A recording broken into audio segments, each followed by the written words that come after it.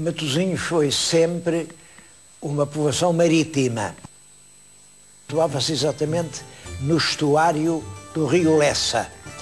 Era nesse estuário que se abrigavam os navios quando havia tempestade ou quando era difícil entrar a Foz do Douro. Depois, a Foz do Douro acabou por se tornar praticamente impossível e nasceu no tal estuário do Lessa um grande porto artificial, que é o Porto de Leixões.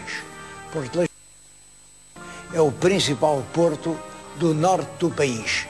Mas essa história marítima de Matosinhos vem desde muito longe.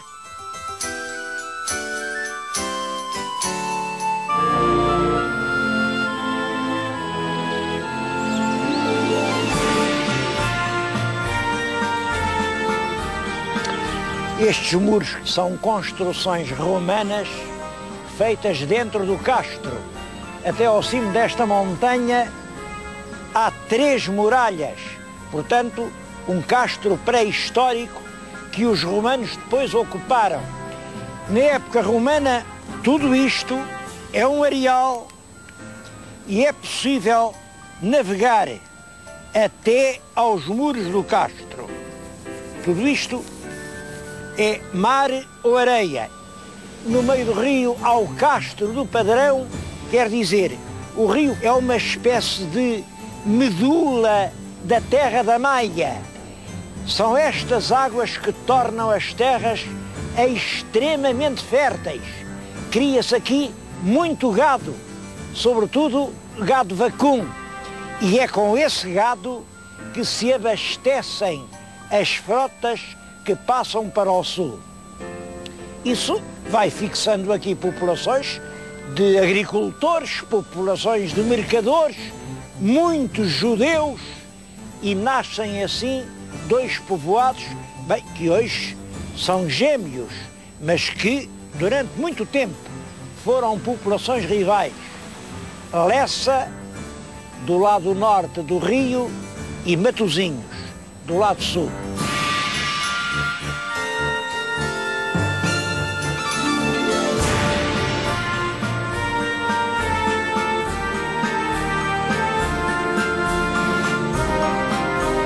Este concelho de Matosinhos é pequeno, isto tem 62 km². Bom, e é povoadíssimo, isto tem cerca de 400 e tantos habitantes por quilómetro e a população continua a crescer. Estou na freguesia de Santa Cruz do Bispo, vim aqui por uma razão curiosa, é que há aqui uma tradição que eu não sei explicar, ligada a este monumento. Aquele homem, chama-lhe o homem da massa. Parece que um daqueles braços, outrora, tinha uma massa de bater. E tem junto um grande leão. É um mistério, não se sabe realmente o que isto é. Está aqui há séculos. Há quem diga isto era uma coisa pré-romana, um ídolo local. É possível. Outros dizem não, é uma coisa romana, porque parece muito perfeita, muito proporcionado. As pernas, o tronco, a cabeça, tudo aquilo tem dimensão certa. Seria um ídolo romano? É possível. Ou seria já da Idade Média? O que se sabe é que as raparigas e os rapazes dizem que ele é mais casador do que o Santo António. As moças daqui costumam vir aqui num certo dia, põem à volta do pescoço grinaldas de flores, abraçam-no e pesem que as casam. Os rapazes também vêm aqui e, em honra dele, dão-lhe a beber tigelas de vinho. Se elas não casam, aí é que as coisas correm pior. Vêm no ano seguinte e apedrejam-no com as garrafas.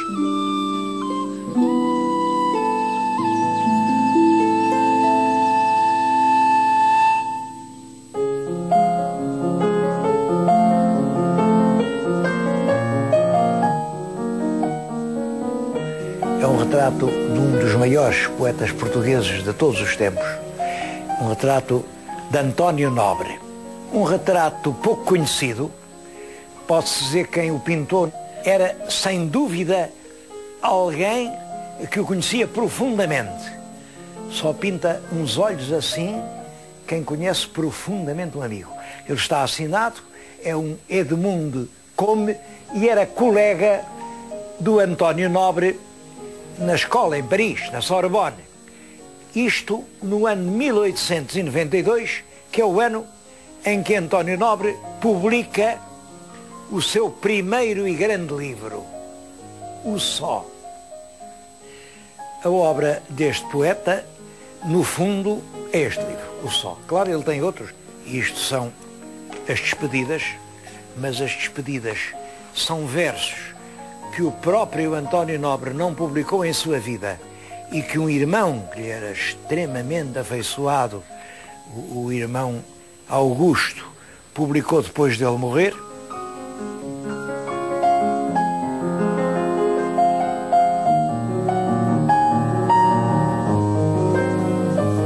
Queria falar-lhes num livro notável, que é uma fotobiografia da autoria do escritor Mário Cláudio.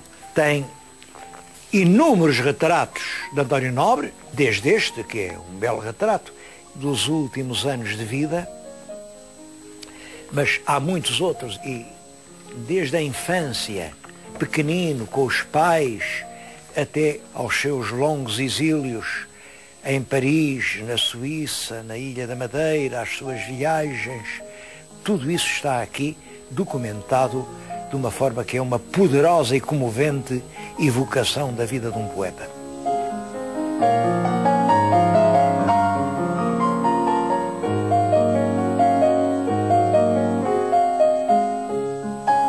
A praia de Lessa era um encanto.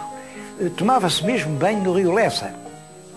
Vinham ingleses e inglesinhas bonitas, e o António Nobre amava este lugar mais do que qualquer outro. Ele chega a escrever que foi Lessa, foi toda esta beleza que lhe modelou a alma.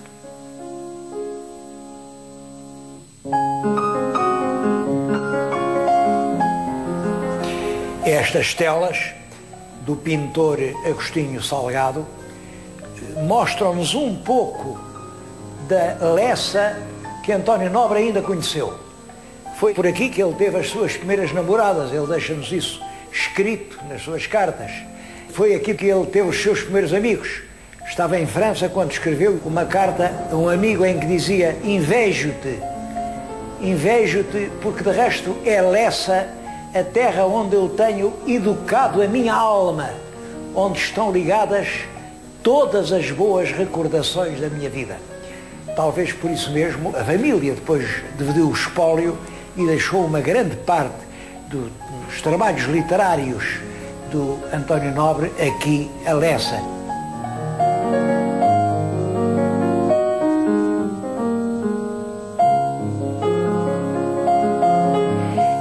Lá em Paris, efetivamente, concluiu a licenciatura. Isso deixou muitos ecos na sua obra, que ele vive lá morto de saudades.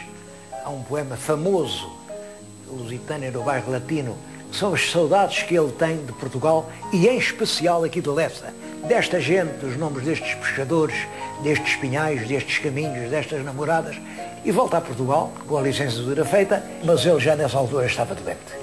Tinha contraído durante os anos de Paris uma tuberculose pulmonar que se vai agravando constantemente.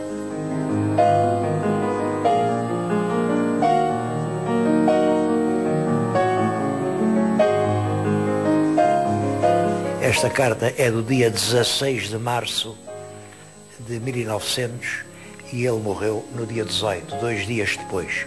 Morreu e quis ficar enterrado aqui em Lessa. Lessa era a pátria da sua eleição.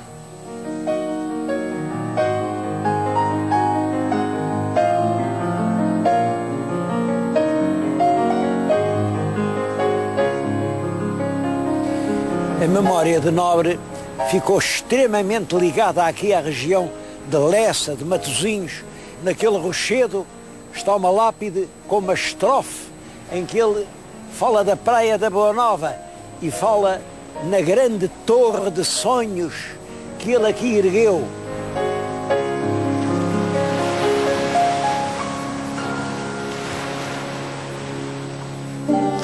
O monumento histórico mais importante aqui de todo o concelho de Matosinhos é claro que é o mosteiro de Lessa do Balio.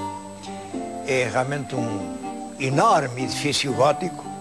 Foi construído no reinado do rei Dom Dinis por um Balio, que era, portanto, um diretor da Ordem dos Cavaleiros de São João de Jerusalém, também chamados Hospitalários. Aqui, por exemplo, sabe-se que os peregrinos que iam para Santiago de Compostela encontravam aqui abrigo, sítio para dormir. Sabe-se também que os reis de Portugal paravam por aqui.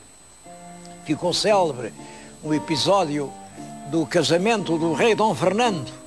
O rei Dom Fernando quis casar em Lisboa com Dona Leonor Teles. Bom, tinha um pequeno defeito, é que já estava casada e o marido estava vivo e estava em Portugal.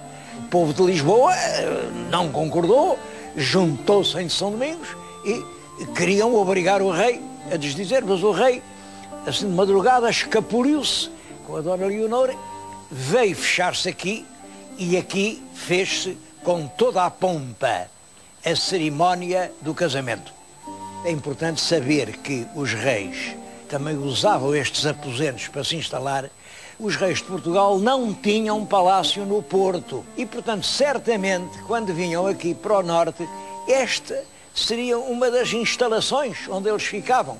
Para mim, com uma forte probabilidade, estamos também no lugar onde nasceu o infante Dom Henrique, o Navegador. Poucos templos em Portugal com esta grandeza, mas junto da igreja está uma torre. É um edifício militar, tipicamente militar, com 6 pavimentos. É uma torre para a guerra. E a gente sabe que isto foi feito no primeiro quartel do século XIV, 1300 e tal. Qual guerra? Para a única guerra que nessa altura havia, que era uma guerra civil entre os partidários do rei Dom Dinis e os partidários do infante rebelde que veio a ser Dom Afonso IV. Isso é contado geralmente na nossa história como um mau filho que se revoltou contra o pai, mas também o pai não era grande pai porque queria substituir o filho por um filho bastardo, que era o Dom Afonso Sanches, que parece que tinha mais qualidades. É uma maneira de ignorar a verdade. De facto, com o infante rebelde estavam as vilas, estava o país popular. Com o rei estavam os senhores dos castelos. Então, e porquê é que o rei manda fazer? Isto, no fundo, é um castelo aqui, quando não havia outra guerra. Isto é uma instalação em frente do Porto. O Porto era uma força popular, onde não havia lugar para o rei. Isso é que indica, é uma hipótese evidente que eu estou a pôr, mas é essa razão que justifica que o rei Dom Dinis, através do balio da Ordem dos Cavaleiros de São João do Hospital, tenha amado a fazer aqui uma verdadeira fortaleza, uma força para se defender do perigo que podia vir do Porto.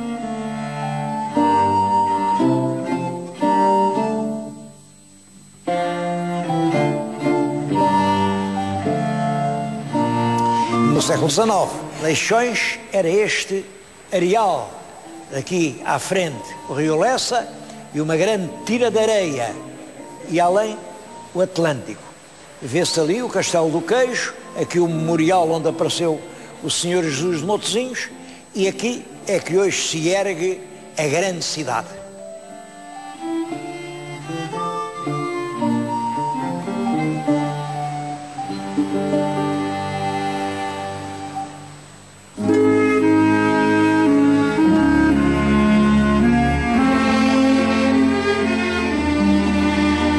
Agora estou a falar na sede da Santa Casa da Misericórdia, que mantém um museu cheio de lembranças de marítimos.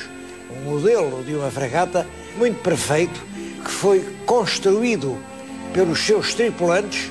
É um navio de 24 canhões, a Lusitânia, que se deve ter livrado de alguma grande tempestade para os seus tripulantes se darem ao trabalho de fazerem o navio e ofereceram-no aqui ao Senhor Jesus de Matosinhos, a quem eles atribuíam a salvação. Este navio era de guerra, mas há aí outros que são mercantes, navios mercantes.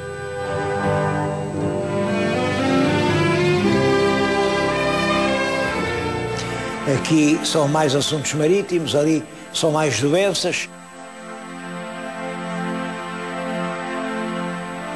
E todos os ex-votos estão aqui descritos neste livro, 800 anos de devoção, que tem a reprodução de todos os ex-votos e uma explicação do que eles representam. Isto é importante porque dá muitos pormenores da vida íntima, do arranjo da casa, até da navegação.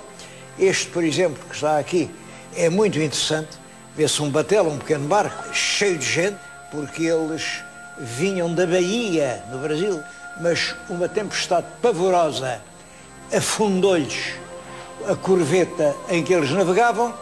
Eles rezaram ao Senhor de Matosinhos, apareceu logo ali uma nau que os salvou. Este daqui era também um navio que vinha em direção a Portugal, mas uma tempestade partiu os mastros e o navio ficou raso. Pois, apesar disso, eles conseguiram navegar e chegar até Bom Porto. Este também é muito engraçado porque este já mistura a doença com a marinha. Como vê, um barco a rabelo. Vai carregadinho de pipas do vinho do Porto. Está ali o dono do barco, está bem travado, lá estão os médicos não conseguem nada. Então ele fez uma promessa ao Senhor Jesus de Matosinhos que lhe daria o valor do seu barco rabelo completamente carregadinho de pipas, se Nosso Senhor o salvasse. Então, pronto, e salvou. E lá vai o barco rabelo, carregado de pipas, a agradecer a promessa.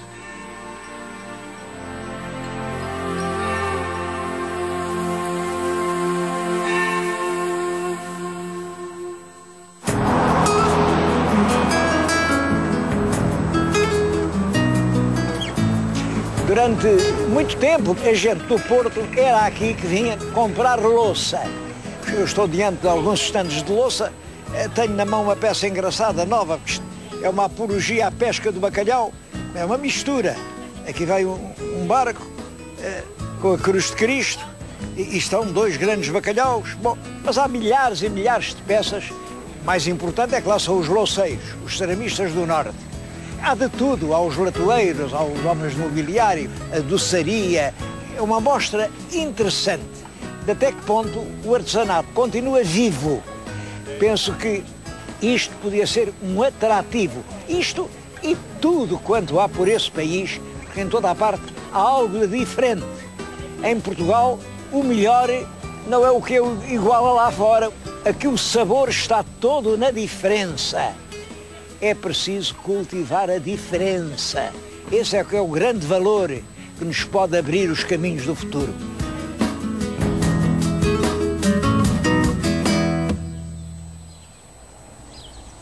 Eu penso que este santuário de Matosinhos está construído com 300 anos de piedade dos imigrantes.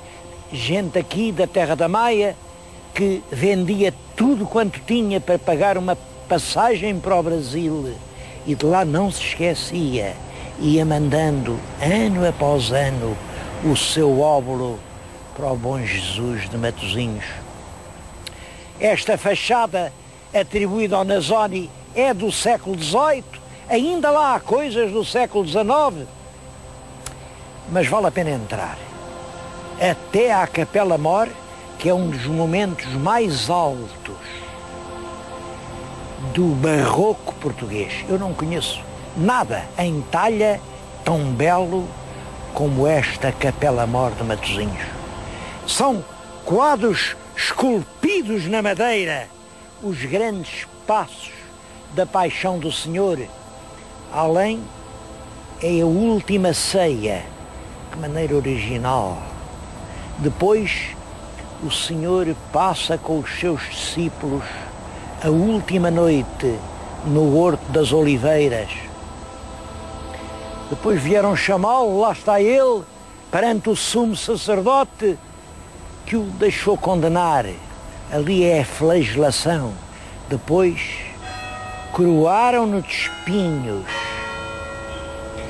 Ali é o Exe homo, apresentaram ao povo, eis o rei dos judeus.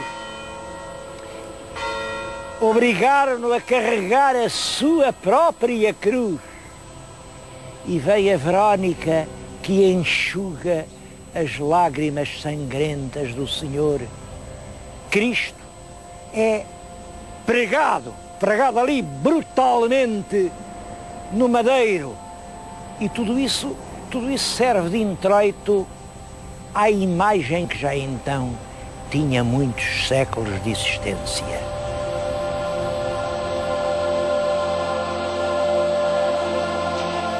A história desta imagem é de facto muito curiosa. Não há dúvida de que é uma escultura medieval. Os especialistas dizem século XII, século XIII, estava no mosteiro medieval, mosteiro de Boças, de lá veio para aqui. Mais curiosa ainda que a história é a lenda. Porque, e essa lenda está um bocado na origem do enorme sucesso da imagem, diz que o Nicodemos, que até era judeu, retirou-se e com aquela imagem patética de Cristo agonizante na cruz, passou o resto da vida a fazer estátuas de Cristo em tamanho natural, exatamente como ele o tinha visto. E tentava dar à face exatamente aquela expressão de angústia e espanto com que o viu a expirar na cruz. Fez a primeira, mas achou que não ficou bem e deitou ao mar. Deitou 4 imagens ao mar. Uma está lá na Síria, outra foi dar à Itália, onde é muito venerada, outra entrou pela Galiza dentro, mas a melhor de todas, a que estava mais parecida, a primeira que ele fez, veio aportar à foz do rio Lessa. Os frades, quando ela foi encontrada, levaram-na para o convento, sinal que vinha sem um braço, mas 50 anos depois o braço também apareceu. Portanto, a imagem seria nem mais nem menos que o retrato do próprio Cristo, visto por alguém que o viu agonizar na cruz.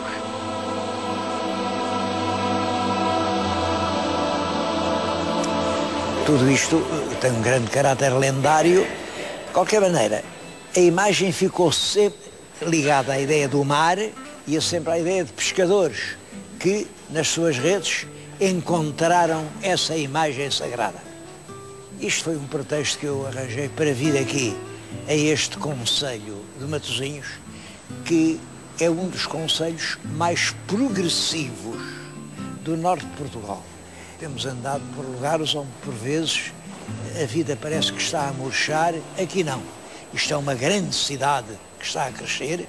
É uma alegria vir aqui.